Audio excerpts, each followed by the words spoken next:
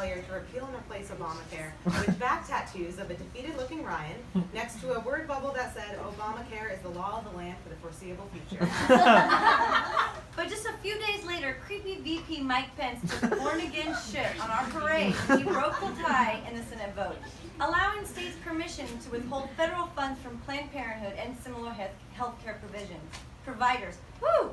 This was further enforced by a bill President of Sharks Trump privately signed just yesterday without debate or a majority.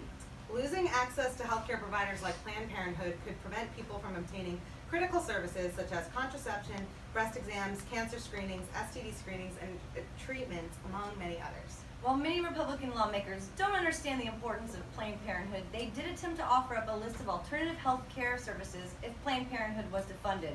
We must stress that none of these congressmen have any medical training or experience in this field, but they do want us to refer to them as God's doctors. So for women seeking a pregnancy test, the GOP suggests they go out in the woods and pee on a stick. Then stay there for 9 months. If the baby shows up, you're preggo. If the baby doesn't show up, stay in the woods, you can't come back home, you hussy. That's a lot longer turnaround than first response. If a woman needs her annual pap smear to screen for cervical cancer, one congressman suggests, my pappy makes delicious double-stuffed crust blueberry batter, and he will smear it all over your body until bees surround you so no man will try to get to you. We call it a pap smear. I'm going to go on a limb here and say that an older man smearing pie on you will not detect cancer in your cervix, but it might creep the cancer out. This next portion lists contraception replacements for women that these old white Christian men compiled for us. Instead of birth control pills, you'll get an advent calendar. On IUD, you'll get an IOU. As for the sponge, they'll give you the mop.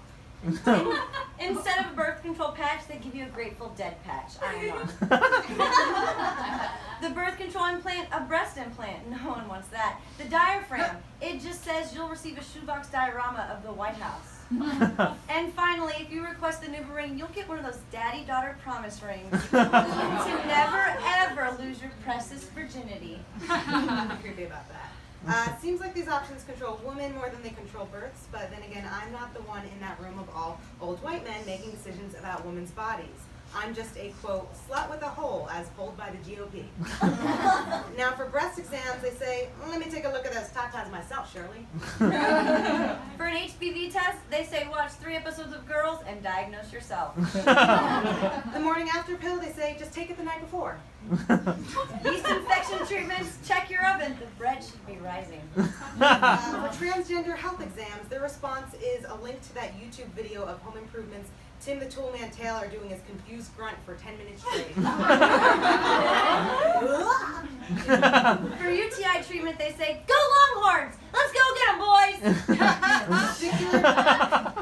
Testicular cancer screening, massage 2 magic 8 balls. STD test, get a tutor and study hard.